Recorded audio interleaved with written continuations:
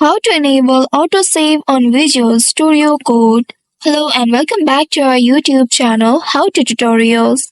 In today's video, I'm going to show you how you can enable autosave on Visual Studio Code. For that, first of all, you will need to open your Visual Studio Code application on your device and make sure you are logged into your account.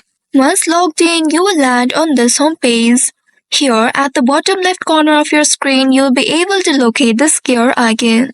Simply click on the gear icon and then a pop-up will appear. From here, now you will need to select the option Settings. Simply click on it. And now you will be presented with this interface.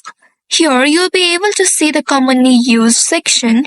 Under it, look for this autosave option. Here it says it controls autosave of editors that have unsaved changes. In order to enable this option, users simply need to click on this off option, which is currently turned off.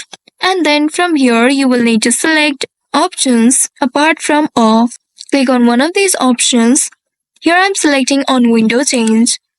Once doing that, you will see you have successfully enabled autosave on Visual Studio Code. The changes will take effect immediately. So by following these steps, you should be able to enable autosave on Visual Studio Code.